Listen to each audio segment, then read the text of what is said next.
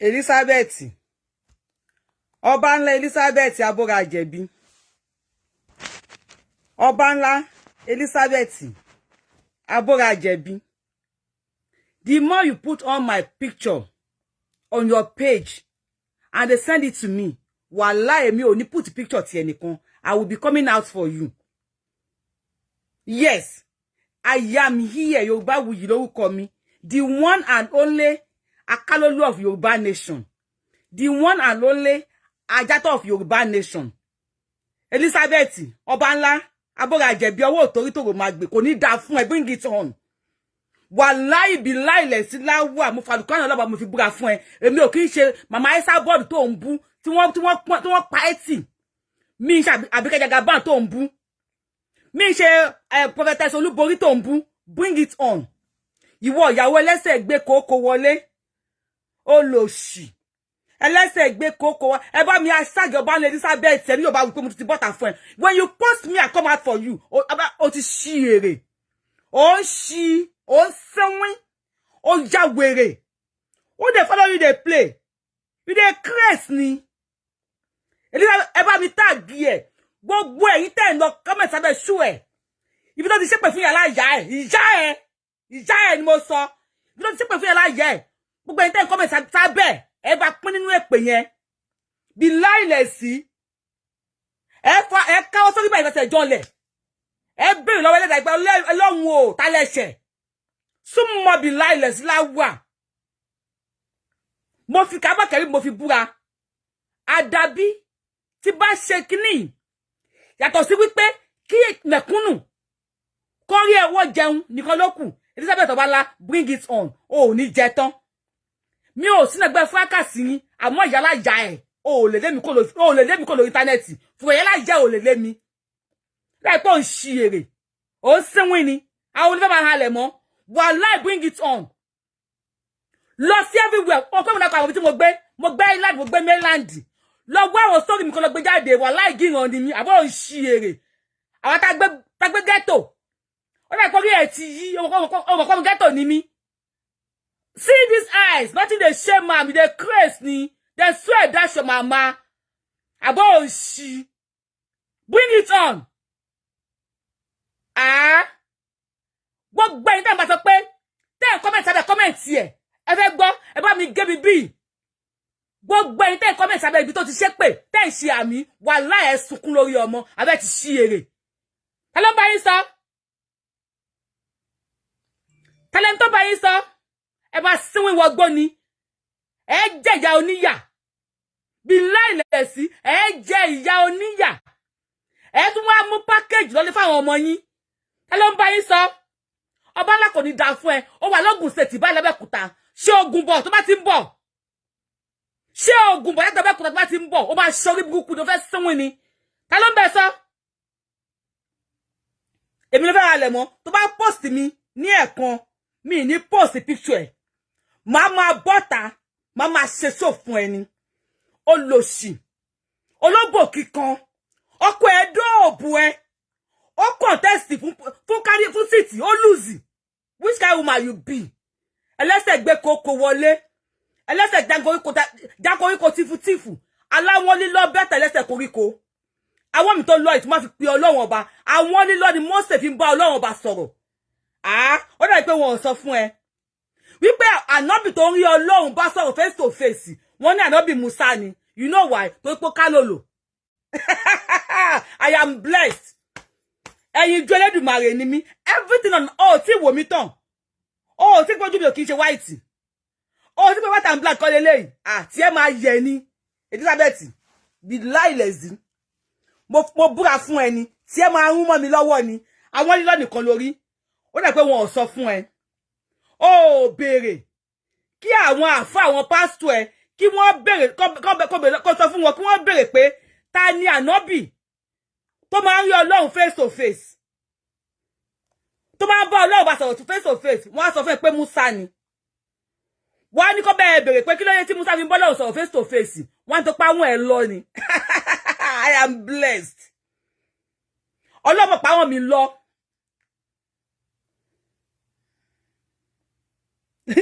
Ọlọ́run pa wọ́n mi lọ ṣé mi wala carrot ti jáde ni tí me wala ka bá jáde fún mi ẹ send ẹ sí mi mo fẹ́ bẹ̀rẹ̀ pẹ̀lú yín bí láìlẹ̀sí ara máa ní yín kú ni mo follow ba ṣẹ̀rí fún yín ẹ bring it on mo pé fẹ́ build the page yín ni ó yẹ bring it on wallahi talai ẹ bú mi ẹ tún ní ẹni wò yín tó tán àbẹ́ ìṣí èrè ni ẹ ti kọlu Ọlọ́run látara mi súnmọ́ bí láìlẹ̀sí ẹ ti kọlu Ọlọ́run látara mi ẹ máa ṣiṣẹ́ ni ta ló ń bá yín sọ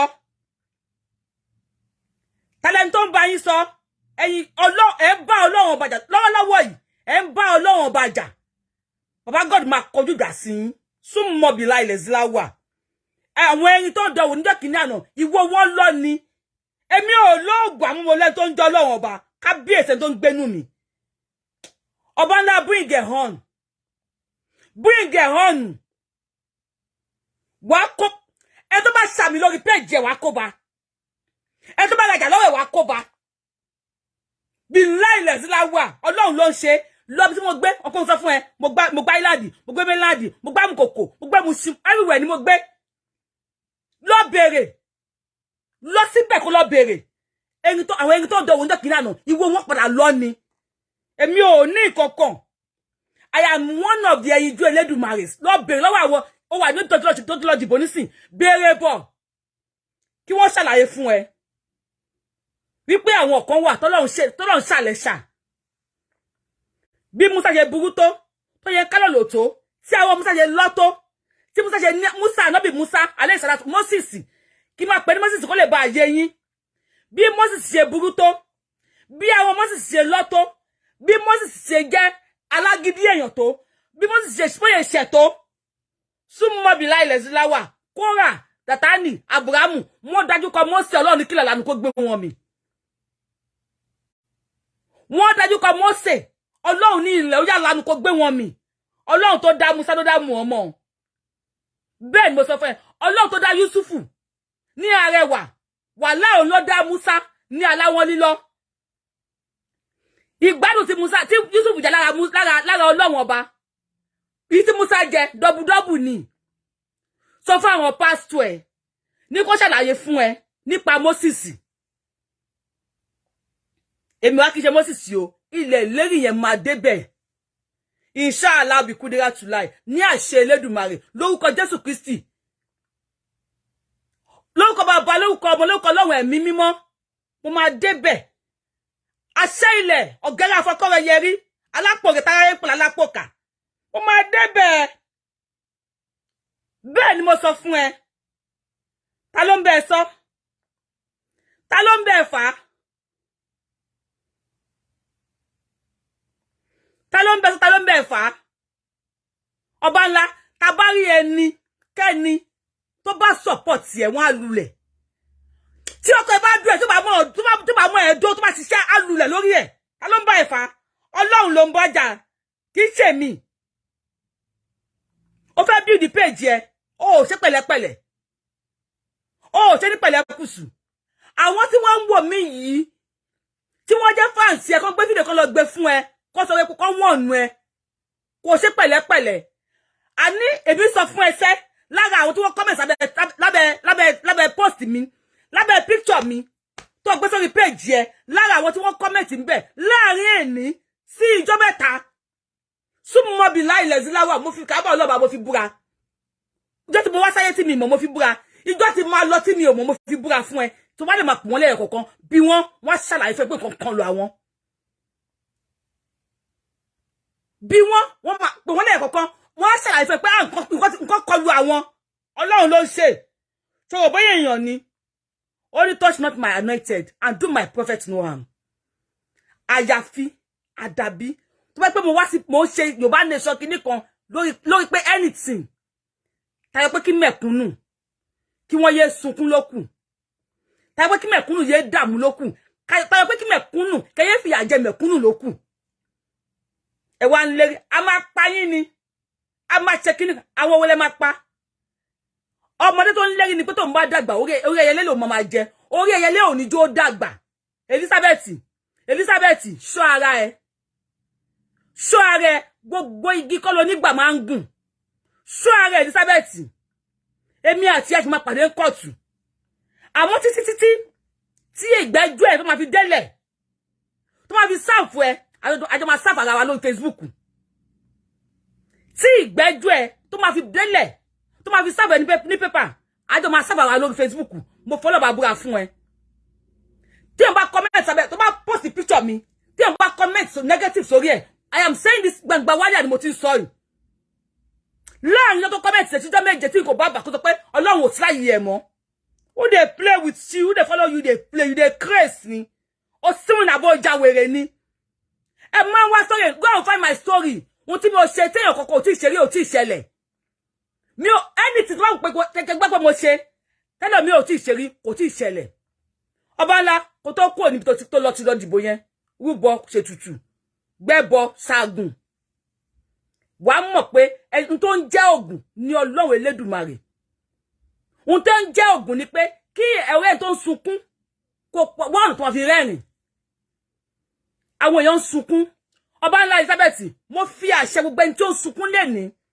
tí ìjọba Nàìjíríà ní ní ara mo fi àṣẹ àti Elédùmarè mo pe Jésù Kristi mo pe Ọlọ́run bàbá Ọlọ́run ọmọ Ọlọ́run Ìdàpọ̀ Tẹ̀mí Mímọ́ kí wọ́n sọ̀kalẹ̀ kí wọ́n rọ̀ bí àdàbà láti wákàtí kí wọ́n parapọ̀ mo pe mọ́kà mo pe mọ̀dínà mo kàbọ̀ mo pe bẹ́tì latik mo pe sàfà mo pe mọ́rùwà Ọlọ́run ní nà máa múrú ìzáwọ́dà ṣe ayẹ̀kúnlọ̀ làwókùn fáyàkùn fásitì lẹ́sí bí yádìí mo làkútùkúlù ṣe ìwà ìlà ìtúrú ìjàrún mo pe kí fáyàkùn Ọlọ́run ọba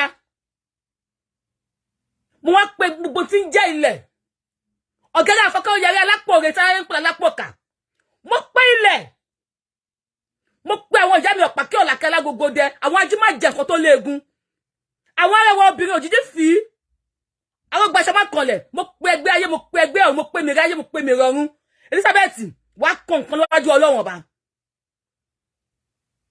Obanla ó máa kọ àgbákò níwájú Ọlọ́run ọba mi ò mọ ẹrí from Adam ó wọlé máa sunkún kọ lórí péjì lọ bèrè lọ́wọ́ àwọn tàná tí wọ́n tiẹ̀ nífọ̀ tí wọ́n lé kanna wọ́n ní màá sunkún wọ́n sunkún àwọn ọmọ wọn sunkún láì ní kankan tèmi wàá sunkún ẹni tó bá rẹ́rìn sí ẹrí á tún sunkún pẹ̀lú ẹ who dey follow you dey play Obanla Elizabeth wàá sun ẹkún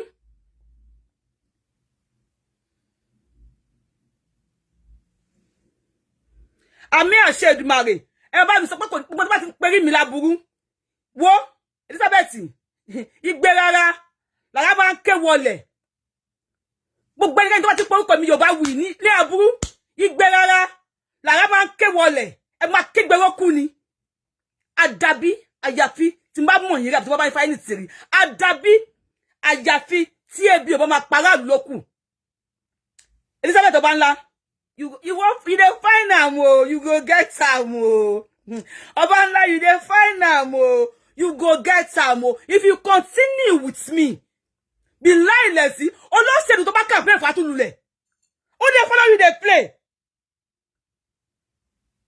if you continue with me olóṣèlú tó bá campaign fún wà lọ́dọ̀ kò ní wọlé ká ló ń bẹ sọ you dey crazy ni Obanla gbàgbé o I am a voice and I will continue to be a voice fún gbogbo àwọn tí yà ń jẹ fún gbogbo àwọn tí wọ́n kówó sí báńkì tí wọ́n ò rí owó wọn gbà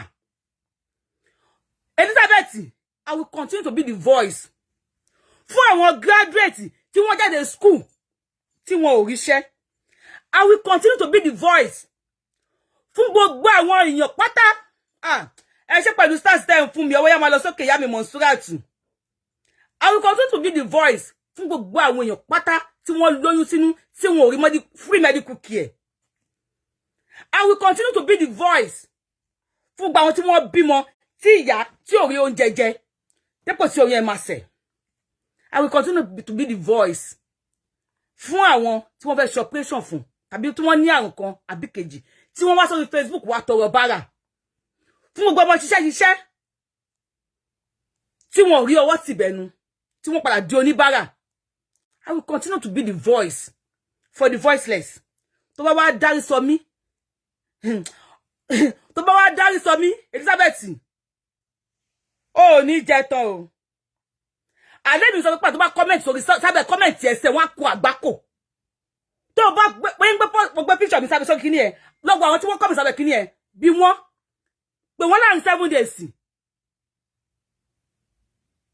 ta ló ń bá ẹ sọ ta ló ń bá ẹ sọ ọba tó láyé tó ní ọ̀run Ọlọ́run tó ju gbogbo tó ń jẹ́ Ọlọ́run tó ju gbogbo tó ń jágbára lọ a lè wí lè ṣe a lè ṣe lè wí alágbára ló gbogbo tí jágbára Elizabeth tó bá ṣọ́ rẹ tí ò bá ṣọ́ rẹ kó fi ọwọ́ ẹ̀ síbi tọ́wọ́ ẹ̀ ń gbé kó wá ẹlòmíì mú dání màmá tó bá ti gbé fọ́tò mi jáde máa jáde fún ẹ bí láìlẹ̀ sí láwà tó bá ti máa jáde fún ẹ máa fi ẹ̀jẹ̀ àwọn tí wọ́n pa ní ensars máa fi ṣépè lé ẹ àdàbí àyàfi tí wọ́n bá pa àwọn ẹni ensars Elizabeth mo ṣì ń bá ìṣeré ni o súnmọ́ bí láìlẹ̀ sí láwà mo ṣì ń bá ìṣeré ni o so pé mi ò sọ pé mi ti sọ pé kíní kan mo ṣì ń bá ìṣeré ni o tó bá sú mi kan ògiri tó bá sú mi kan ògiri o wá sọ pé ò fẹ́ tó bẹ́ẹ̀ mi bá yín ṣe fracasi o go and search wo bóyá o mọ̀ gbogbo ní ghetto ni mo ti gbé rí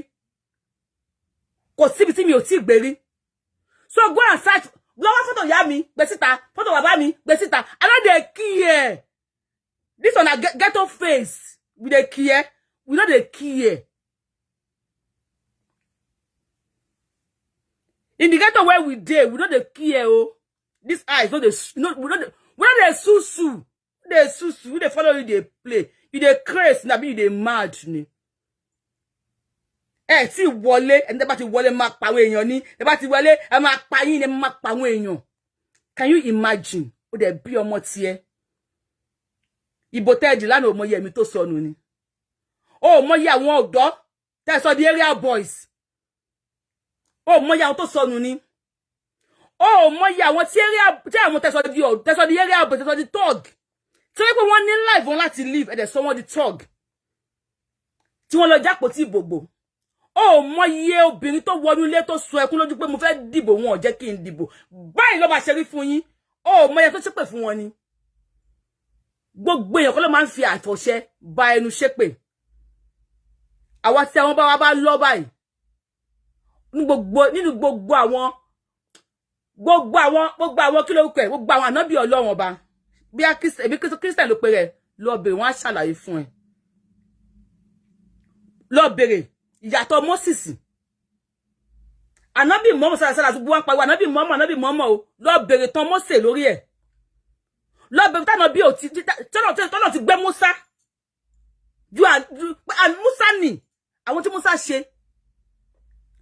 mọ̀lẹ́kà Jùbírì ànábì Muhammad sallallahu alaihi wasallam ló rán sí Musa ló rán sí Ọlọ́run ọba Jésù Kristi ọmọ Mary lọ bèrè ti Musa lọ bèrè tó ní agbára tó pé nínú àwọn ànábì tó sán ogun jù nínú àwọn ànábì Ọlọ́run Musa Ọlọ́run fún you know why tó pé máa ń ká lòlò gbogbo ẹni bá bí ọmọ tó máa ń ká lòlò ẹ má ta wọ́n nù o gbogbo ẹni bá bí ọmọ tó máa ń ká lòlò ẹ má ta wọ́n nù o akálòlò ni Barrister láàrin olórin Obanla ó fẹ́ tẹ́ ó fẹ́ tẹ́ ó pọ̀ lọ́rùn ní ìjà ó fẹ́ tẹ́ Elizabeth ó fẹ́ tẹ́ ó fẹ́ tẹ́ ó pọ̀ lọ́rùn mi ní ìjà ó fẹ́ tẹ́ Obanla lọ bèrè abúra jẹ̀bi ọwọ́ òtórí tó máa gbé abúra jẹ̀bi ó ti gbogbo léyà sára ẹ̀ tán gbogbo léyà sára ẹ̀ ló ti bó tán abúra jẹ̀bi lọ bèrè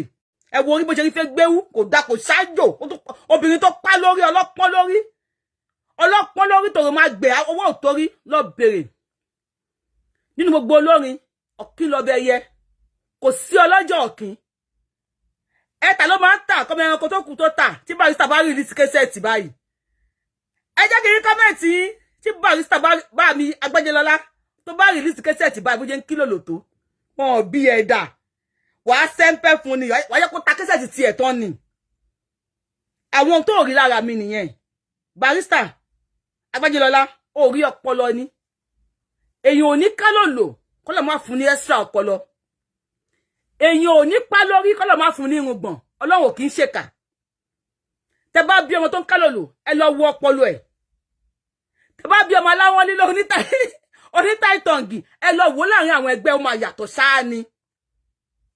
Àfi òní wọjà kó máa yàtọ̀. Ó ṣá ni wà. Àwa kílòlò, ó ṣá ni wà. Ó dàbí pé ó mọ̀, Obanla Elizabeth, ó mọ̀ ni.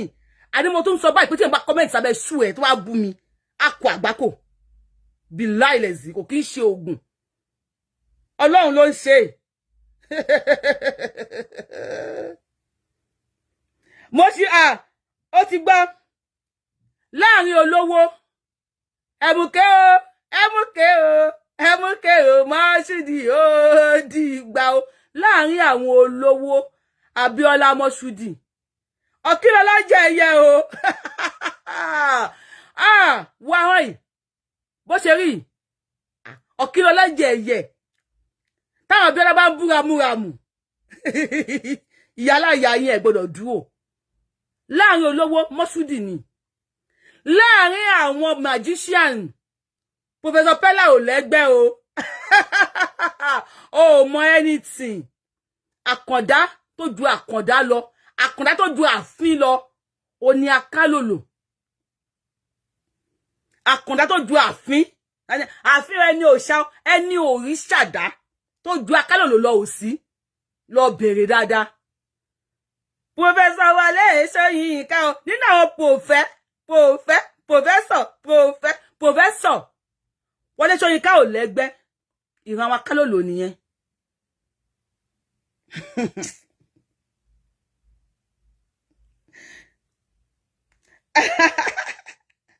Yeah. Bomba.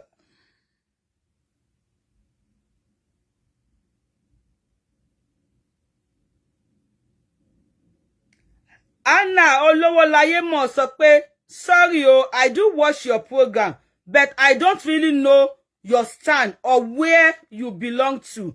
Your program is confusing. Please be straightforward. Anna Olowolaye, you do watch my program. I say thank you for that. I appreciate you for watching my program.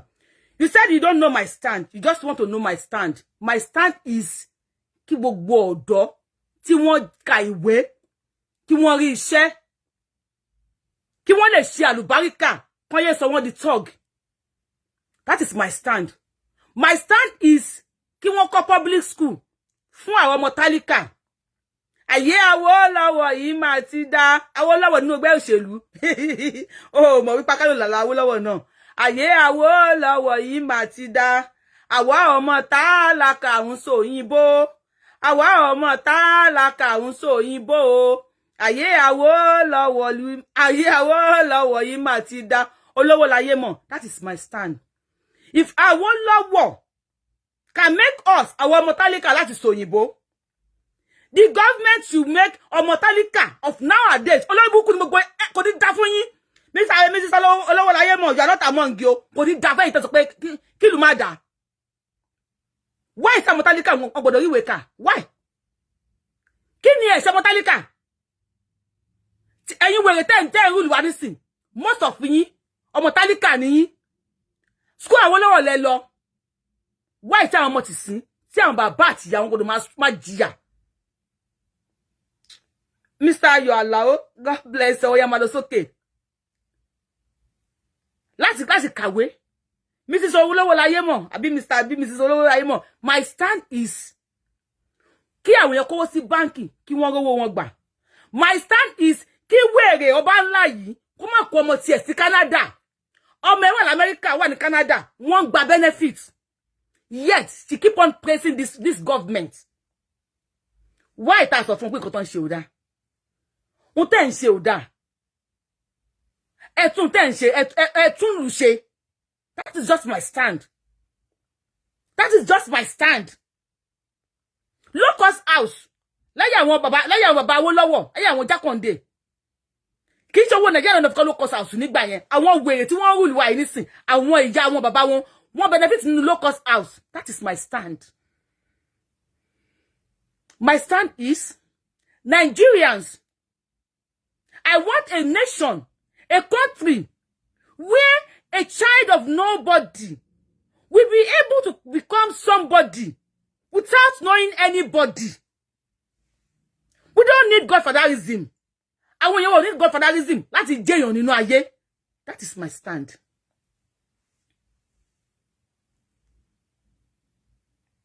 That is my stand. My stand is kí àwọn èèyàn yé sá lọ sílùú òyìnbó mọ́. Kí ìlú dáa. Kí Boko yé gbé àwọn èèyàn mọ́. Kò síbi tí wọ́n ti ń jiyàn gbé. Kò síbi tí wọ́n ti ń pààyàn, But when they jiyàn gbé or when they pààyàn, let there be justice. Fún ẹni tó pààyàn àtẹni tó jiyàn gbé. Governor New York in Bibi. Governor Wakumo. I love that governor.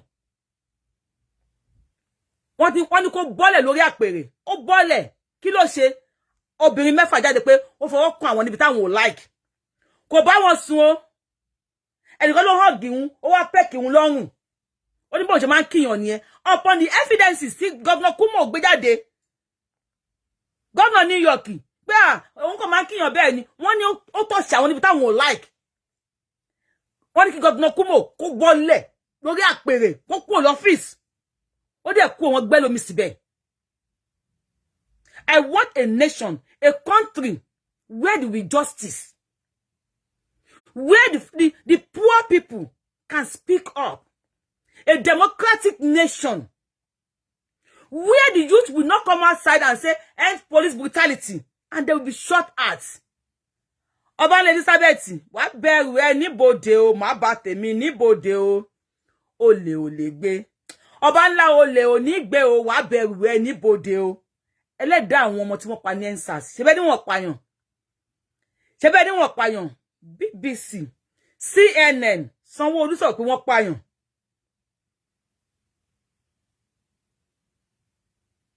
I don't say people are saying I should not bother. Even many àwọn ìyá yẹn ti pè mí. Yorubawuyi, má dá lóhùn. Bẹ́ẹ̀ tá bá fún wèrè ní aṣọ. Á lògbó.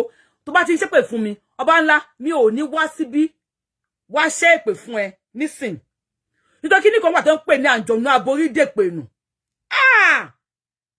Obanla, ṣé ìtò bá lérù. Tí ọkọ ẹ bá lérù. Tí àwọn ọmọ ẹ bá lérù. Tó bá ní ìyá láyé bàbá láyé tí wọ́n bá lérù. Àwọn customer tó rajà lọ́wọ́ ẹ. Tí wọ́n máa help ẹrù nínú ẹ̀. Àwọn tí wọ́n comment tí wọ́n ṣe àṣẹ. Tí wọ́n máa help ẹrù níbẹ̀. Ó ní kó ṣá o. Ó bẹ̀rẹ̀ ni. Kí ló tó ń ṣépè ó bẹ̀rẹ̀ ni. Ipe ẹni tó fẹ́ ṣépè fún ṣe kò ṣépè fún. Ó bẹ̀rẹ̀ wo ni. Continue. Ṣé pàtó pé ń contest ó ń bú mi ó ṣépè fún mi. Continue. Kò kí ń ṣoògùn. Sọ fún àwọn wòlíì ẹnìkan gbàdúrà sí. Wọ́n á sọ fún ẹ pé kò lóògùn. Sọ fún àwọn babaláwo ẹ nìkan bẹ́ẹ̀ bèrè wò. Wọ́n á ní Yorubawuyi ò ní nǹkan kan. Ṣùgbọ́n ẹ̀yin ju Elédùmarè ni. Wàláì. Ọba tí ò ṣe bínú sí. Ọba tí ò ṣe bínú sí, òun ló ṣàmì lẹ́ṣà. Ó fi mí sáwùjọ àwọn tó ṣàlẹ́ṣà. Elisa, jẹ́ kí orí ẹ̀ kí ó pé. Tí Ṣàngó ẹ̀ bá ń paràbà, tó bá ń fàrókò ya kó dági ńlá tèmi sí o. Gbogbo àwọn tó ń bú, ọbẹ̀ sí gbé picture oríṣiríṣi. Òṣèlú ti lọ tán, àbí? Wọ́n ti dìbò president, wọ́n ti di governor. Òṣèlú ti lọ tán nísìn, ó fẹ́ padà sí iṣẹ́ fracas. Òun ẹ̀ tó máa fi pa. Tó bá ń gbé picture lásán kalẹ̀ ni, mo lè má fún ẹ lésì.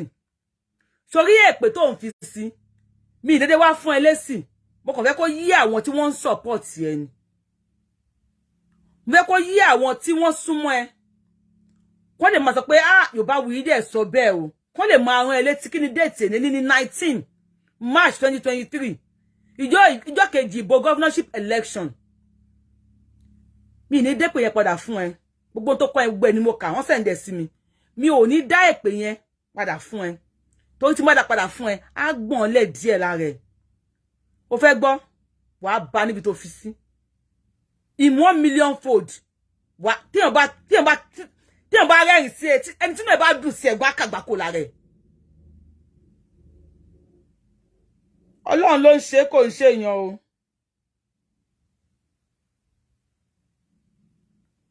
Obanla Elizabeth.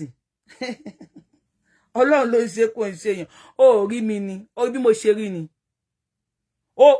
Ṣé o ní òye ni àbúrò ní làákàyè? So lójú inú títa ti tẹ́ tún fọ́ ni. O rí bọ́lọ́run ṣe ṣẹ̀dá mi ni. O tí wò mí dáadáa. Time tó fi máa ń gbé picture mi jáde yẹn. Fi gbé picture mi kalẹ̀. Kó lọ wò mí. Kó wò mí dáadáa. Bóyá ẹlẹ́dẹ̀ á sọ fún ẹ. Thank you. We all stand for truth. Thank you. We all stand for the truth. Thank you. God bless you. I just stand for the truth ni. Òtítọ́ ló máa lékè irọ́.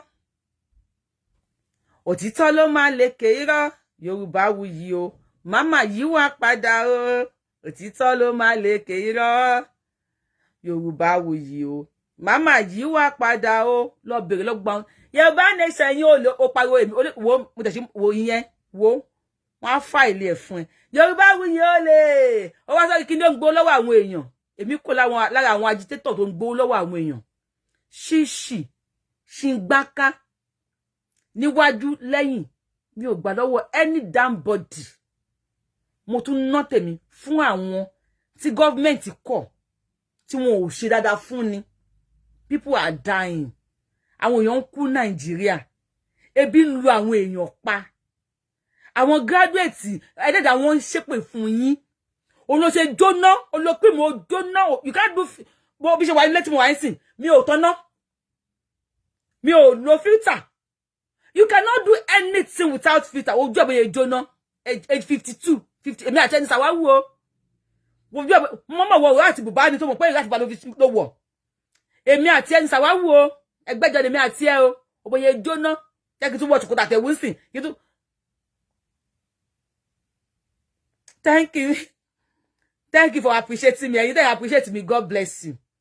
Why don't àwọn ọmọ yìí pé kíní kan you are fighting for your better infrastructure. But these guys don't know. They believe APC ló máa wọlé, Dàpọ̀ Abíọ́dún ló máa wọlé, Sanwó-Olú ló máa wọlé, Tinubu ló máa wọlé. Tí Tinubu bá wọlé, ọpọlọ ẹ ti yòrò. Bẹ́ẹ̀ tó pò dẹ̀ kúrú, ó ti kúrú bu ọpọlọ ẹ mọ́lẹ̀ ní ọwọ́ òtórí tó máa gbé. Tàwọn òtórí àti ṣe ríire, tèrè máa gbé, àti ṣe ríire, wọ́n pọ́n wájú ẹ, ọpọ́n gèlètè. Ọpọ́n ni ojú ni bí ọ̀pọ̀ látẹ̀mẹ́rẹ̀ yìí, olójú látẹ̀lẹ́wọ́. Ẹwẹ́nu. Gbèrè àwáyé bá jẹ́ ní aṣòṣì máa mọ̀. Olóbò gbé kókó wọlé, ọkọ ẹ bá ẹ̀sùn. Ó wá ń contest, ó wà lórí Facebook ó ń jà, wèrè. Ibo ni Tẹ̀zùbá ẹ wà? Ibo ni Rosary ẹ wà? Bóyá pé ó fẹ́ pakájà náà ni. Ibo ló wà tó lè jáde fún ọkọ ẹ? Lójú ayé ẹ, ọkọ ẹ lulẹ̀. Adùnbárì máa tó ṣìlè mi. Súnmọ́ bìlà ilẹ̀ Zilawa. Adùnbárì máa tó ṣì lè mi. Wàláì. Bẹ́ẹ̀ ni Ọlọ́run ló ń pín kò kí ń ṣèyàn. Táwọn tó ní ojú tó mọ̀yàn wò. Tọ́n bá wù ẹ́ láwọn ọkùnrin àrùn ló ṣìlè lè jàre. Tọ́n bá wù èmi ayé làgbé. Ọlọ́run ló dábì kí ṣe àwọn ọmọọṣẹ́ Ọlọ́run. Tó bá wáyé làgbé pé láwọn tó bá ní ojú inú. Àfà pásítọ̀ bàbá aláwọ̀ ní òde fẹ́ mi. Jọ fẹ́ mi. Abẹ́fẹ́ lè mi. Dákun fẹ́ mi. Gbogbo dákun fẹ́ mi ni. Dákun láwọn tó jẹ́ tó ní ojú. Ìwọ tí wọ́n fẹ́ tí wọ́n bá àsìkò tó yẹ kó tó fi contest tó yẹ kó bọ́ sórí àwọn kó bẹ̀rẹ̀ sí ní ṣe àdúrà kó fa anything fireable kó bọ́ sínú ẹ̀mí Elijah ogun ọ̀rọ̀ ẹ sọ̀kalẹ̀ wá kó pogun ọ̀run kí wọ́n sọ̀kalẹ̀ kí wọ́n jà bí iná kó jà bí àrá kó jà bí iná kó ní Michael sọ̀kalẹ̀ ó ní Michael gbà á ló dá o bàbá wa ló ó ní Michael wá ló dá bàbá wa ó ní Michael kó sọ̀kalẹ̀ àwọn tó ń bọ́kọ̀ mi dùpọ̀ ó yá ó ní Michael bẹ́ wọn sọnù àbí kó pa kájà kó bẹ̀rẹ̀ sí ní dùn àwọn màámi ají máa jẹ kan tó léegun kó bẹ̀rẹ̀ sí lórí ọkọ mi náà ni ó yá ẹ dìde iṣẹ́ yá gbogbo jáwé gbogbo wa gbò yẹ jáwé ẹ wa gbò olóṣì kò ṣe yẹ tán kó wá bọ́ sílẹ̀ kó ní yàrá balágbẹ́jẹ́ yà máa bọ̀ bọ́ sókè á bá mi sùn kó transfer sọ́kọ ẹ lára kó bọ́ tàkà yẹn máa ṣìbòdì fún orílẹ̀ mi Tinubu wọ́n ṣìbòdì fún bó ṣìbòdì fọ́pọ̀ ẹ̀ wọ́n ṣàti tì pọ́ ti gbé presidential elect fún ó ṣe yẹn fọ́kẹ́ àjọ́yìí àyíbá ìpójú ẹ̀fẹ́ yọ kó nú àkọ́ full light ìyàwó ẹlẹ́sẹ̀ gbé kòkó ẹ fi Elizabeth Obanla kọ́gbọ́n gbogbo ìyàwó politicians ẹ̀yin ìyà ìtẹ́ obìnrin tẹ́fẹ́ kọ́kọ́ yín ní àgbéga ẹ fi Elizabeth Obanla kọ́gbọ́n gbogbo ẹ̀yin tí ọkọ yín wà nípò ẹlẹgẹ́ ẹ fi Elizabeth yìí ẹ má fi kàríkọ́ ṣe ẹ fi Elizabeth ṣe àríkọ́gbọ́n ni ẹ fi Elizabeth ṣe àríkọ́gbọ́n ẹ máa dìde àdúrà fún àwọn ọkọ yín àtàwọn ọmọ yín eye joyè lẹ́sẹ̀ gbé kókó wọlé Elizabeth èmi máa sọ kó lórí Facebook fún ẹ Elizabeth wo ọmọ tó máa ṣe lọ gbé bàbá ẹ wá kó ní mo ti dorí súnmọ́ bí láìlẹ̀ sí láwà máa ní bẹ́ẹ̀ ni ó mẹni tó ń bá ṣe ni àwọn olójú tì ọmọ orí títì lèmi mi mọ ẹni tó fẹ́ lọ gbé wá mi ò mọ ẹni tó fẹ́ lọ gbé wá pé Yorubawuyi ti ṣe kinní kan máa sọ fún ẹ pé bóyá sọ yẹn gangan bẹ́ẹ̀ èmi ò kí ń dìnnà ìkan bẹ́ẹ̀ ló ṣe rí lọmọlọpàá wa kó wá mú mi ṣẹ́ni kan ò ṣerú ẹ̀rí ni so kí ló fẹ́ sọ kí ni tó fẹ́ sọ wàá gádà àwọn èèyàn àwọn àjọ ilé mi kó lórí Facebook ẹjọ́ ṣe fúráká gbogbo ẹni tó fẹ́ gádà Yorubawuyi mò ń sọ ní gbagba wálíà gbogbo ẹni tó fẹ́ gádà ẹjọ́ máa ṣe fúráká lé mi lórí ní kó bẹ eégún ilé wọn kó bẹ òòṣà ọjà wọn kó pe àwọn aláàfáà wọn kí wọ́n ṣàdúrà fún wọn o kí wọ́n dẹ̀ sọ fún wọn wípé ó jọ tó bá mú Ọlọ́run ọba sọ fún àwọn tó fẹ́ pè torí wọ́n rẹ̀rọ ẹlẹ́rù wọn afà tí wọ́n dání o mo fi kábọ̀ Ọlọ́run ọba mo fi búra fún ẹ wọ́n rú ẹrù ẹlẹ́rù wọ́n á dẹ̀ fà tí wọ́n dání kò ń ṣoògùn ṣùgbọ́n ọba tó ní mí tó mọ̀ pé mẹ̀kúnnù ni mò ń sọ̀rọ̀ fún á nà wọ́n ní pàṣán ṣé Tinubu mọ̀ pé yà ń jẹ mẹ̀kúnnù ló bọ́ta tó ní ẹkẹ́ epo pamọ́ pààrọ̀ owó a máa dìbò a máa wọlé even Tinubu came outside and said stop punishing the masses because of me so Tinubu mọ̀ pé wọ́n punish masses because of him ló bọ́ta tó sọ bẹ́ẹ̀ Tinubu ó mọ̀ wípé wọ́n punish masses torí tòun bàbá ló ṣẹ̀ ọmọ là ń nà bàbá ló jèso àjàrà ọmọ lẹ́yìn kan Tinubu ló gbé Buhari wá poor masses ló ń forí jìyà ẹ̀ wò ó dàbí pé ò tí mọ̀ àwọn show tí mo ti ṣe sẹ́yìn ó dàbí pé ò tí mọ̀ wípé àwọn ọmọ Fúlàní lọ́wọ́ ìwọ fọwọ́ lẹ́rán ni wọ́n ń wò yìí èmi Yorubawuyi ayé làgbé mo ti sọ lára àwọn show mi wípé they will do all means láti jẹ́ kí Igbo àti Yorùbá kẹ́ dojú kọra yín I am not Gbadebo bóyá Yorùbá ni bóyá Igbo ni bóyá Obi Tẹ́lẹ́lẹ́ńtẹ́ and I am not for any one of them including Tinubu I am just for àwọn tí ebi ń pa I am just for ẹ ṣáà sì ṣe dáadáa kí àwọn èèyàn ṣáà ti róúnjẹ jẹ kí àwọn èèyàn rí hospital lọ káyé àwọn ọ̀dọ́ dáa ó lọ ṣí ẹ ó kó àwọn ọmọ tiẹ̀ sílùú òyìnbó ó ní káwọn ọ̀dọ́ máa jìyà Nàìjíríà 39 years of age ní Buhari the head of state gbogbo ìtọ́jú pé ẹ kàwé ẹ lọ school ẹ kàwé ẹ lọ school àṣẹ kìíní kan ẹ listen if you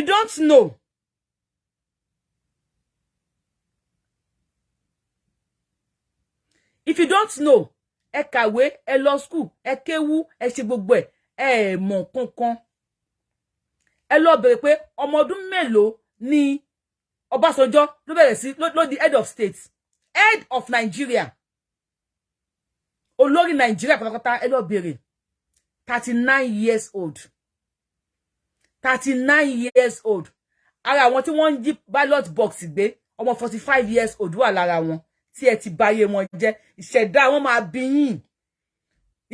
máa bí yín láwọn tẹ́ ti báyé wọn jẹ́ ọdún mélòó ni Yakubu Gowon ló di head of state Yakubu Gowon ọmọ 29 years fún ẹ̀yin educated illiterate tí ẹ ń tẹ̀lé Obanla Elizabeth yìí they brainwash you They made you to believe Yorubawuyi hates Tinubu. That is propaganda. They just made you to believe Yorubawuyi hate Sanwo-Olu, abo hate APC, for you not to focus on the atrocity. They just brainwash you. Kema dey focus lórí nǹkan tí wọ́n ṣe. Mo wo àwọn tó comment mo wo ya kan. Àwọn fta mi àṣẹ sí àmì àṣẹ. Mo wá wò. Mo lọ wo profile ẹ̀. Á ti tó bí 60 years. Mo wá wo àǹkárá tó mú mọ́ra. Mo àǹkárá tó rọ́ sí dí. Mo wò báyìí.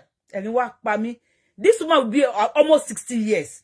Or going or where could they early 50. Late 50 ló máa jẹ́ àbí kó jẹ́ early 60. Ìyá ìyá ti bí ọmọ tó máa tó 30 years of age. Assume pé go one, how old? If you are here with me, mo kí gbogbo ẹ̀ tẹ́ ń wò mí. Mo kí you are the best also. Ká share mo kí wo ìwọ tí wọ́n ń tàn. Wípé yabiye idaruyi o kàn fìyà jẹrẹ. They are trying to divert your attention. To believe Yorubawuyi is your enemy. That is what they are doing for you. Sit yourself down. You are 50. You are 60. Ṣé wọ́n ṣépè fún ẹ wípé o gbọ́dọ̀ di president ni. Gowon became the head of state, president of Nigeria at age 29. 29. It shock you. It shock me too. But you shock ye, lo shock me. Ìyá tó ń ṣe àmì sí àdúrà yìí. Èpè tí Obanla ṣe because èpè tó ṣe yẹn àdúrà ni femi. Ó lọ bẹ̀rẹ̀ ní àfáà mi kan ní Mọ́ríkàsì. Nígbà tí àwọn kéwú tí wọ́n sa kíní kan iye tí wọ́n sà mọ́jú. Nígbà tí ilẹ̀ mọ́ iye ni wọ́n gbé wá fún Mudiru. Mudiru akala bàbá ẹgbà iye tí wọ́n fà. Torí àfáà yẹn la iye yẹn ni owó tọ́lọ́run sọ di oore. Ẹni tí náà àtẹná bá tọ́ sí tẹ́ ẹ bá ń ka tàbá tí àdá fún. Ọlọ́run ní wà ní kó máa multiply iná àtẹná yẹn kó máa lọ kó fún.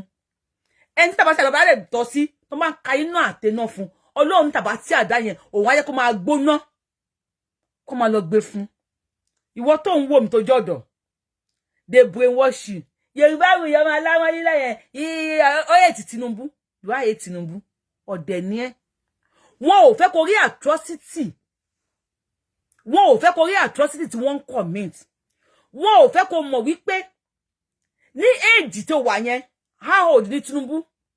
When he became governor of Lagos State in 1999. Age Tinubu ní 1999 yẹn. Ó wà lára àwọn tó lọ jí ballot paper gbé. Tí wọ́n lù mí pa nínú wọn. Wọ́n yìnbọn pa mí nínú wọn. Now, let's go back to Gowon. Gowon became head of state. Like, as in the president of Nigeria at age 29. Age 29, listen, àwọn ọmọ wa wà ní school.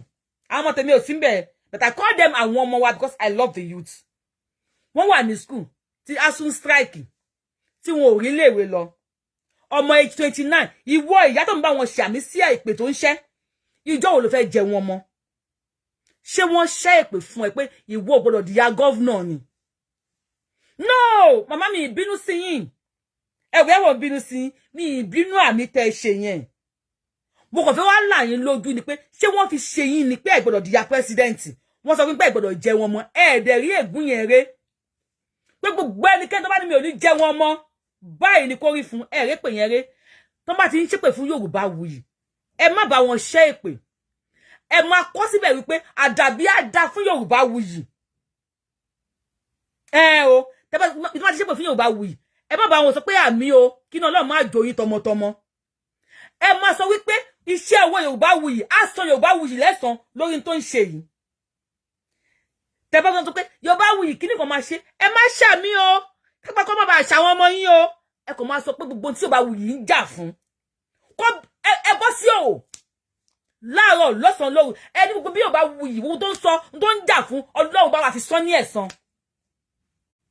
Let's go there. Kẹ́ wá ohun tó máa ṣẹlẹ̀ láàrin ẹ̀. But when you follow them say àmì. àwọn ọmọ ẹ̀ á jẹ sọ́nà bá bí ìṣìyà torí àwọn ọmọdọ́mọ ẹni wọ́n á jẹ pánlá ìyà gbogbo tó bá ti sọ pé Yorùbáwùyí tó bá ti máa tó bá ti lọ di ṣépè fún ẹ pa tó bá lè kọ́ ẹ̀kọ́ síbẹ̀ tẹ́ ẹ bá wá lè kọ́ pé ẹ̀fẹ́ jẹ nínú àgbákò ìyà yẹn ẹ máa sọ sí ọkàn yín pé Yorùbáwùyí tó pé òun ń jà fún ṣé mo pé mo tí mò ń jà fún gbangba mi lẹ́rí ẹ̀rí kọ̀kọ̀ mi bóyá ní kọ́nà bóyá nǹkan mi ni mò ń jà fún ẹ̀yẹ máa sọ pé Ọlọ́run á san Yorùbáwùyí lẹ́san ẹ̀yẹ ṣáà máa sọ bẹ́ẹ̀ ọmọ aláwọ̀ nílò yẹn Ọlọ́run á san lẹ́san tó ń jà fún màmá ṣé èpè ni fún yín ní age 29 mama no oh bàbá mi dẹ̀ fẹ́ gbé kini ẹ má bínú mo wà lórí ètò sà ṣé èpè ni ẹ̀yin ò ṣe bira yín mọ́mì dádì tó ń bá wọn kọ́mẹ̀ntì àmì àṣẹ ẹ bira yín pé ìyá Gowon tó jẹun ẹ̀ tí Gowon the head of state ní age 29 tí ìyá Gowon jẹun tó jẹun Gowon ẹ wá bira yín pé ṣé èyí gbọ́dọ̀ jẹun ọmọ ni ẹ sọ pé tí Yorùbáwùyí ń jà fún k'Ọlọ́run fi san lẹ́san ohun tí Elizabeth Obanla jà fún k'Ọlọ́run fi san lẹ́san èmi ṣàmì tèmi ẹni kóun náà ṣàmì tiẹ̀ mo ní Nàìjíríà ò dá bí Nàìjíríà ṣe rí lọ́wọ́ ìkó dá k'Ọlọ́run fi san mí lẹ́san òun ní Nàìjíríà ló dá ó ní perfect place bóyá kí Nàìjíríà rí ló ṣe rí ẹ̀yẹ ní káyè tẹ̀ náà rí bí ayé Nàìjíríà tọmọtọmọ ẹni kò ṣàmì èmi ń ṣàmì tèmi bàbá ìyá tó wá ń bú Yorùbáwùyí tó ń bá wọn ṣàmì sí bí ara ẹ náà béèrè lọ́wọ́ ara ẹ pé ṣé ìgbésí ayé tí wọ́n ń gbé pẹ̀lú àwọn ọmọ ẹ làwọn ọmọ àwọn olóṣèlú ń gbé náà kàn béèrè lọ́wọ́ ara ẹ ní o kó tó bá wọn ṣe àmì sí àdúrà tó máa gbé làánà bá àwọn ọmọ ẹ kó tó bá wọn ṣàmì sí kàn béèrè lọ́wọ́ ara ẹ olóṣèlú kankan tó ṣẹ̀mí kò sí mi ò sí ń bí gbépo wọn kò kàn mí bí wọn kó káàsì jáde kò ná mi ní ìsínbi bí ṣùgbọ́n mo rí ìgbésí ayé táwọn èèyàn ń gbé níbí and when they deceive you pé America is 240 kíní kan years how old is Dubai bóyá Dubai bóyá 20 years ní Dubai ṣe pé grandchild ní Dubai jẹ́ fún Nigeria yet people are surviving in Dubai. Nigerians are running to Dubai. For how long do we continue this way? And she tell abura jẹ̀bi ọwọ́ torí. She tell she share me. Wá ọ̀dọ́ because most ni mo wo video yẹn, but mo wo comment yẹn mo farabalẹ̀ mo wo ni. Ọ̀dọ́ tó ń bá wọn ṣàmì. Súnmọ́ bíbí. Lọ bẹ̀rẹ̀. Bàbá Ọba Olusegun Obasanjo. Olusegun Obasanjo was 39 years. Nígbà tí ó kọ́kọ́ di head of state. Olusegun Obasanjo was 39 years. Nígbà tí ó kọ́kọ́ di head of state. Obasanjo lọ, ó tún padà wá, ó tún wá di head of state. Oh my God. Ọlọ́run á ṣí yín lójú ẹ̀mí. Elédùmarè, Ọlọ́run á ṣí yín ní ojú ẹ̀mí. Tani tún ni kí ló kọ ẹ Shehu Shagari ló dàgbà jù nínú wọn. Shehu Shagari was 54 years when he became the head of state. Buhari was 39 years. 39 that be 34 ni Buhari when he first became the head of state. Buhari was your petroleum minister when he was 31 years. Oh my God. Subhanallah. Subhanallah. What international? Adebuhari cancer. Adebuhari cancer. How old ni Buhari? Buhari is still your minister of petroleum. Even chief minister of petroleum. Buhari, 1972. If you don't know, 1972, Buhari was your minister of petroleum. 2022, Buhari was your minister of petroleum. Buhari child, Buhari daughter, Buhari was your chief of petroleum. Buhari kò ń bẹ̀ ó tún gbọ́ mi ẹ̀ síbẹ̀ màmá sọ́nikẹ́yìn má jẹun ọmọ ni bọ̀dá youth àǹtí youth tó pe Yorubawuyi láláwọ́ nílọ èmi ò ríro tó gbé táwọn ẹ̀ lọ ni wọ́n làpá nínú ayé gbogbo wọn ni wọ́n ń láàmì ni wọ́n even President Joe Biden àwọn ẹ̀ lọ ó làkà ó làmì nínú ayé so èmi ò ṣe wá ó bí wà tí mo wá sórí internet ó bí ṣe blow ni wọ́n láwọn lílọ ni mí màláìkà tó máa ń ṣàwà àtàbájá kálòlò màláìkà wa máa ń yàtọ̀ tó bẹ́ẹ̀ pé màláìkà méjì ló ń ṣọ́ ẹ̀yìn 19 lọ́dọ̀ máa ń fún àwa tó bọ̀ pa wọn wá lọ adẹ̀ ń kálòlò nínú gbogbo àwọn kí ló wípé gbogbo àwọn àfà gbogbo àwọn kí ló máa ń pè wọ́n prophet gbogbo àwọn ànábì Ọlọ́run ta lọ́lọ́run kọ́kọ́ fún ní àrọ́wàsì Musa ànábì Musa alayhi salatu wa salam Ọlọ́run kọ́kọ́ fún ní àrọ́wàsì Ọlọ́run kọ́kọ́ gba àrọ́wàsì.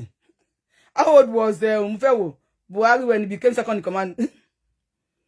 Mumbo exile wo no Buhari jẹ́ kíni kan oh at the age 20 Ọlọ́run bá mi ṣí lójú when he Ọlọ́run bá mi ṣí ní ojú Ọlọ́run bá mi ṣí ní ojú ẹ̀mí á ṣí ní ojú ara ẹ mọ̀ pé abúra ní cancer yìí ó ń tàn yín abúra jẹ̀bi olórí pípẹ́ wo ẹ orí olórí helehele bí òbò ẹdìyẹ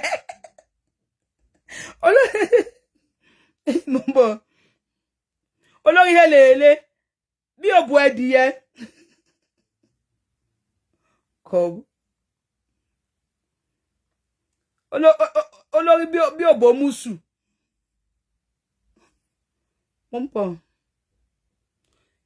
mbọ egin ká fún yín mo ń bọ̀ o olórí bí òbò musu tó ń tàn yín wọ́n ní sọ fún yín. In January 1963 at age 20 Buhari was commissioned a second lieutenant and the appointed patron commander of the second age 20 ni Buhari ti di he was commissioned a second lieutenant and appointed platoon commander at age 20 mami daddy mi tó ń bú Yorubawuyi láláwọn lílọ. This is what I want for your child. This is what I want for your children. Age 20. Buhari wà ní age 20. Ní 1963. 1963, how many years ago nìyẹn? Ẹ̀yin tẹ́ kàwé. Age 20, 1963, 60. How many years nìyẹn, no? There's often me 63. Yes. How many years, yo? 63, 16, 40, 20, 60. 60 years ago. 60 years ago. Buhari was 20 years when he became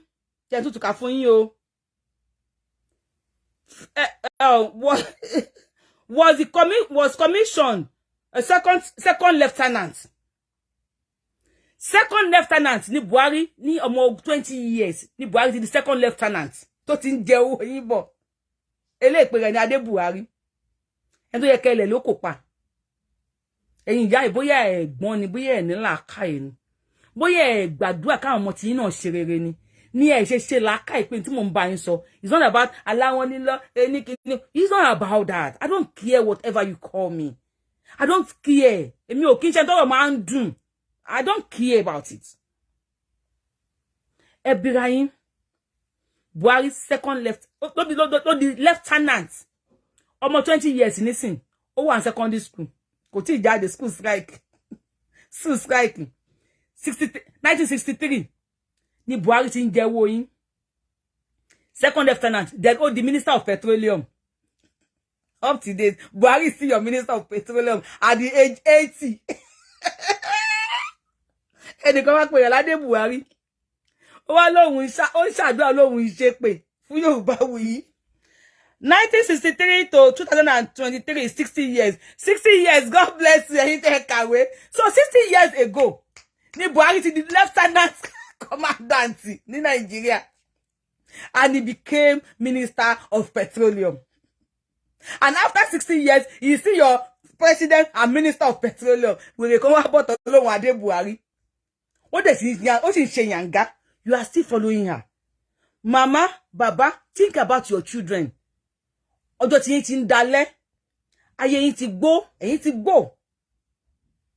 Ojo ti yin ti dale. Àwọn ọmọ yín kọ́. But kẹ́ tó kúrò láyé, will you just do something? Stop following, stop being gullible follower. Kí ló fẹ́? Ẹ pẹ̀lẹ́. Oda. Stop being gullible follower. Just try.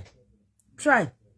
Ẹ pé ẹ jókòó. Ìwọ ọmọ torí iye tó ń comment ń tẹ̀lé lé. Ó yẹ kó pe mama ẹ jókòó ni pé mommy ṣé ó sì. Ṣé wọ́n fi ògógóró pògì fún yín ni.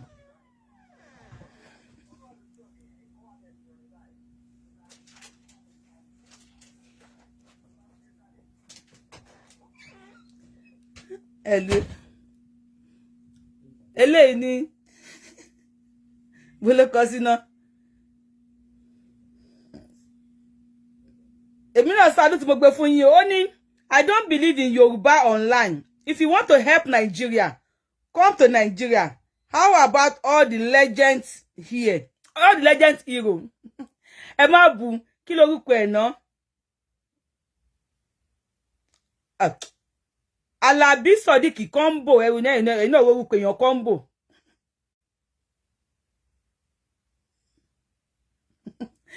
Abdul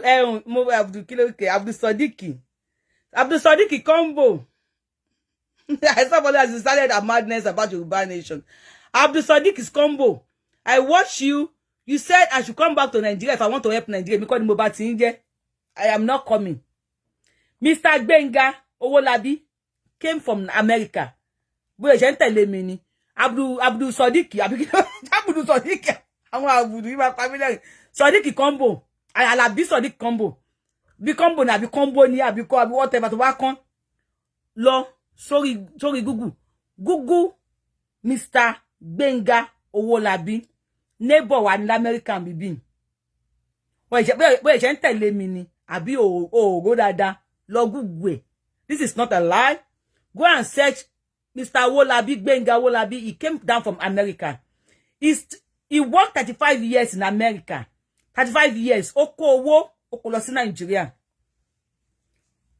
Ó dá lè ṣẹlẹ̀ sí Nigeria. Ó dá farm, ó dá hotel. Má bẹ́ gbé jáde. Ẹ má bínú pé àwa wà níbí láti tó yẹ bá fẹ́ pé láti jẹ́ kó mọ̀ kó tó ń ṣẹlẹ̀. Why? Mombo Mr. Gbenga Owolabi jẹ́ kíní wo. This is the man. Ó ti rí. Má gbé kíní wá jẹ́ ká wo Mr. Gbenga Owolabi. Jẹ́ n bẹ́ẹ̀ fẹ́ combo. You want me to come to Nigeria? Ọ̀rẹ́ ti yé mi. Ìwọ náà wọ́n wá. You know, kò lè work. You know go work. Kò lò ní oògùn. Kódà kò lè tirẹ̀, kò lè ṣẹlẹ̀. Look at this man. Ó ti rí. Neighbor wa ní American bibi. See him very well. Combo. Ó ti rí match mo fi yẹn. Neighbor wa ní America náà wà. Wọ́n kúrò ní Nigeria 35 years ago. Wọ́n wá sí bibi. Wọ́n ṣiṣẹ́, wọ́n kọ́lé, wọ́n kásẹ̀ síbí, wọ́n bímọ, wọ́n níyàwó tó dáa. Wọ́n wá wo online, wọ́n rí pé Alabi combo, youth like you, rí pé ìyà ń jẹ yín Nigeria. This my dear brother. Orí ìjókòó ló ti rí wọn ní o. Tó bá rí wọn lórí ìdúró, àmọ́ pọ́kùnrin tán, ó sàn ogun. Wọ́n ti ṣe ní America. Wọ́n wá kó wá sí Nigeria. Kó tó wá Nigeria ní bá mi kó hotel. Wọ́n kó hotel ńláńlá. Ó yẹ ṣí farm. Wọ́n ṣí farm rẹpẹtẹ. Wọ́n kó ẹran sí, wọ́n kó ẹdẹ́dẹ̀ sí, wọ́n kó ogbó ẹ̀ sí, wọ́n sìn. Wọ́n ní ha, ìyà ń jẹ àwọn Alabi combo, àwọn ọmọ ìyá mi. Hey, tó jẹ́ ọmọ Yorùbá, ìyà ń jẹ wọ́n kẹ̀ kò sí tó máa jọ. I will make sure I employ people. Wọ́n náà fẹ́ dí unemployment kúrúkú Nigeria. Alabi combo, are you there? Bó ti sá lọ. Wọ́n náà fẹ́ dí unemployment kúrú Nigeria. Wọ́n kọ́ hotel. You know what? He came down to Nigeria to inspect what he has. Everything ṣe ń lọ. Láti eradicate poverty díẹ̀. You cannot help all Nigeria. Say I should come down. You cannot help all Nigeria, but he came down to Nigeria. That's help nínú yín. Mr. Wolabi Tonwe. Kò lò oṣù mẹ́ta Nigeria tí wọ́n fi jí gbé. You want me to come back? Èmi tí mo jọ ọmọ ọ̀dọ̀. Ìjà ò mo lọ sí America náà. Mo ṣe lọ sí America lánàá tí mo ṣe ń ṣe ọmọ ọ̀dọ̀. Ó dé Nigeria wọ́n jí gbé. Voice message I posted this on my page. Lórí Yorubawuyi. Níbi tó ti ń sunkún pé ẹjọ́ wọ́n ti di ọwọ́ wọn mọ́lẹ̀, wọ́n so lọ́wọ́ mọ́lẹ̀. Ó ń sunkún bí baby ni pé ẹ̀jẹ̀ ò flow mọ́. Ẹ ṣàánú ẹ lọ bá àwọn wowó, àwọn ajínigbé tí wọ́n fẹ́ gba 50 million naira. 50 good million. Àwọn ẹjọ́ a lè rí 50 million olómọ tó wó wà tẹ́ bá túlẹ̀ a máa ó dá máa wá 10 million fún yín, a máa wá 20 million. BBC gbé, Punch gbé, everybody gbé. CNN àjọ àgbáyé ó gbé because máa yìí òkú ẹ̀ àwọn FBI Federal Bureau Investigation America àwọn ni wọ́n wá gbé. Àwọn FBI l'America náà wá gbé òkú láti Nigeria lọ sí ìlú America padà. Latif Boyo àbí kí ló ṣe Latif ló ń jẹ́ mi tẹ́ fẹ́ pé combo Alabi combo.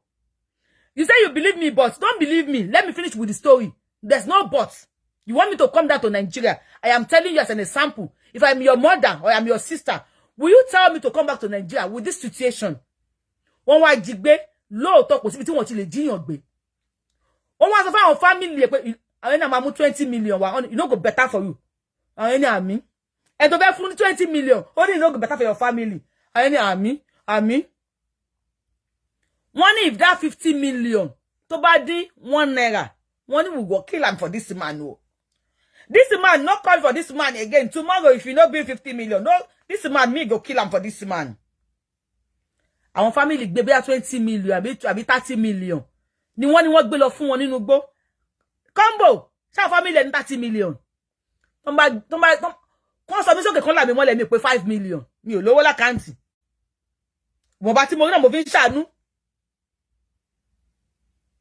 Yorubawuyi ẹjọ́ Yaside Fabimo yàlà mi re wọ́n bá tí mo ní náà ni mo fi ń ṣàánú.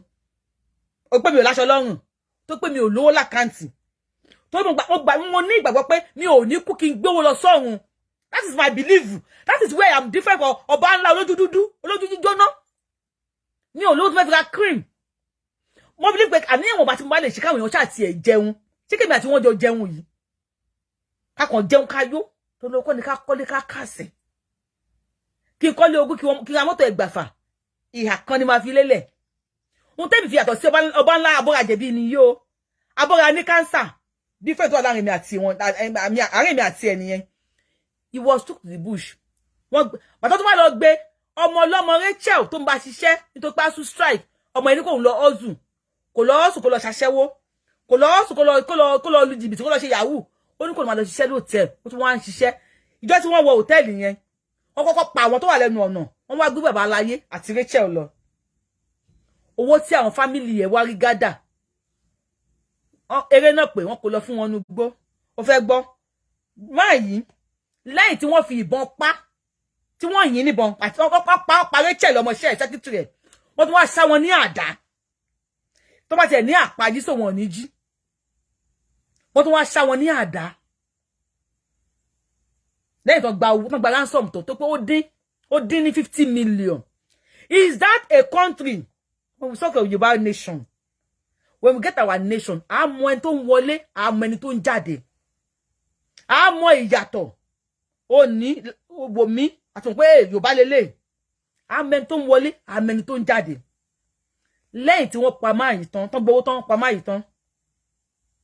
Àwọn family kan yóò lọ gbé òkú ẹ̀. Yes, ó lè ṣẹlẹ̀ ní anywhere. Wọ́n lè jíyàn gbé ní anywhere. Wọ́n lè pààyàn ní anywhere. Tí wọ́n ti pa máa yìí láti last year nísìn. Ǹjẹ́ wọ́n ti máa wọn tó pa? Náà ní mú wọn. Combo, if this happen to you, wọ́n tó tiẹ̀ lẹ́nìkan. Tó yẹ pé èmi àti ọmọ tádíkà ni wá. Wọ́n spinal loss ni. Ṣé bó tó pé ilé wọ́n ṣe investigation ẹ̀ lọ́wọ́. Joe Biden dá sí, wọ́n náà ṣe investigation ẹ̀ lọ́wọ́. Wọ́n wẹ́n tó pa láti last year wọ́n sì rí.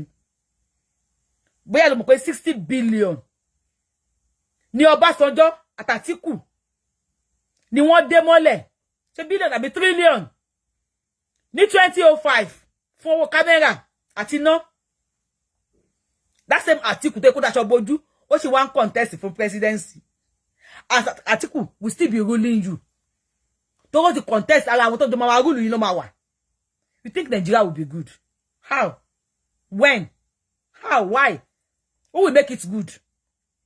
Nígbà tá wo lójú jóná yìí. Si wọ́n bá sọ pé n tó ń ṣe dá, àjẹ̀bí má mọ̀ wá. You don't know pa àjẹ̀bí má mọ̀ wá.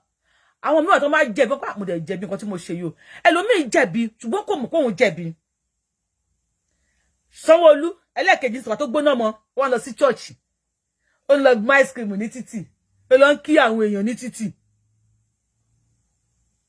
Nítorí pé tó ń jẹ 4 years àkọ́kọ́. Ẹ sọ di àjẹ̀bí má mọ̀. Ẹ jẹ́ kó mọ̀ pé òun jẹ̀bi. Nísìn tí àwọn èèyàn wá dìde. Na mo dáhùn. So nǹkan tí mo ń ṣe àwọn ará ìlú ò fẹ́. When we speak up, they will know what you want. Àwọn èèyàn speak up láyé ensas wọ́n pa wọ́n. Wọ́n ò bẹ́ àwọn ọmọ jẹgbé. Now àwọn èèyàn wá dúró dè wọ́n pé nígbàsẹ̀ wọ́n mọ̀ lọ́rọ̀ nísìn. Come down to Nigeria to do what? To do what? I will be here telling you. We pay up NEPA. It's not a normal thing. How will be up NEPA? You pariwo up NEPA. To fi bí wo, ìwọ pariwo up NEPA. Ìwọ náà ti bímọ, ọmọ ẹ pariwo up NEPA for the past 63 years. Ní ìlú tó ní owó ń bẹ Nigeria. Ìgbà tí mo sọ fún yín pé tó máa fún yín 10 million. Wí pé wọ́n sì ti olójú jóná yìí, ó bọ́ta ó ní mo parọ́ kú. 3.2 million federal government ní kó fún ẹ̀yin youth. Sodiq jo ti gba tiẹ̀, àbọ̀ gbọ́ sí. Lọ wo page mi, I posted it. Government ní kó fún ẹ̀yin ọ̀dọ́, shoemaker, bàbá kíní kan ní 3.2 million. Sodiq jo ti gba tiẹ̀. Wọ́n jẹ mọ́lẹ̀. Nígbà tó change owó, how many bag of owó lẹ́rí tí wọ́n rù tí wọ́n tó bàjẹ́ sí mọ́nú ilé? No, ẹ kàn sọ̀rọ̀. Bags of owó mélòó lẹ́rí fojú yín rí tí ó bàjẹ́ mọ́nú ilé tí wọ́n lọ rù dànù. Tó ń gbé dé báǹkì tó ti tó bẹ̀ sí ní já. Àníkà làwọn people yìí. And if we continue to keep quiet, don't be surprised. Sodiq, don't be surprised. Tó bá di ọ̀run. Sẹ́ńtì ò ní kú mi ò kúrò ẹ o. Don't be surprised. Tó bá di ọ̀run. Wàá rí Sanwó-Olú ládùjọ náà. Wàá rí Tinubu ládùjọ náà. Wàá rí Ọbásanjọ́ ládùjọ náà. Buhari, you will be surprised you see Buhari in àlùjọ náà. And àwọn màláíkà máa sọ fún wọn pé ó yá máa wọnú náà lọ. Ṣé kò possible? Sodiq, ó bẹ́ẹ̀ kò possible. Wàláhì ò possible. Wàá béèrè lọ́wọ́ mi pé kí ni ìdí tó fi possible ni? Ọ̀rọ̀ Yorubawuyi, ọpọlọ làwọn bá fi sọ̀rọ̀ lórí page. Bí mi pé kí ni reason tó fi possible? Did you know if Sanwó-Olú or Jandor or Gbadebo, if any of these 3 people, tí wọ́n bá di governor of Lagos State, tí wọ́n bá ń jiyàn gbé ní Lagos State, tí wọ́n ò bá ṣe nǹkan kan, did you know God will not punish them? Oh mo, tọ́n bá kú wọ́n tún wà lùjọ náà. Tọ́n bá kú wọ́n tún wà lùjọ náà. Did you know tí àwọn ọmọ yóò bá rí school lọ, àwọn people yìí tó bá ṣépè fún látẹ̀ní dọ́là, ṣe pé ò ní mú wọn, èpò ní mú wọn, tọ́n bá tún kú wọ́n tún wà lùjọ náà. Tẹ́ bá dé hospital tí ò sí good health care, kẹ́ ṣépè la kẹ́ fi ìwọ bánú, èpè ò ní mú wọn, tí wọ́n bá kú wọ́n tún wà lùjọ náà. Ẹ bi pé kí ni reason? Màá sọ reason fún yín. The reason is that ẹ tó lọ ṣògùn owó lọ́dọ̀ babaláwo. Babaláwo, mo fẹ́ ṣògùn owó, kíní kan, ebi pa mí, kíní kan ṣe mí, lọ sọ fún babaláwo. Wọ́n wá ṣògùn owó fún ẹ tán. Ó di after 2-3 years. Àwọn kíní kan bẹ̀rẹ̀ sí ní lé káàkiri. You ran down to babaláwo, babaláwo, kíní kan lé mi. Babaláwo sọ pé, ó máa lé ẹ náà ni, ó máa fọ́ ẹ ní igi lórí náà ni. Bàbá, sọ fún mi, ìwọ náà ò béèrè. All these people, Sanwó-Olú, Gbadebo, Ṣèyí Mákindé, kí lorúkọ eléyìí, Jandor. Did you know during this election? Wuyi, I don't ṣiṣẹ́ ni o. Sodiq, my love. Do you know this during this election tí wọ́n ṣe ní èní? Before àná 18th of March 2023 tí wọ́n ṣe governorship election. Did you know Sanwó-Olú has never come outside and said ẹ̀yin èèyàn mi o. Tí n bá ti débẹ̀ o, màá ṣe hospital. Sanwo-Olu never told you that. So never you expect any free health care from Sanwo-Olu. Tó bá dẹ̀ ṣe pé fún látẹ̀ní dọ́là kò ní wọná. Likewise,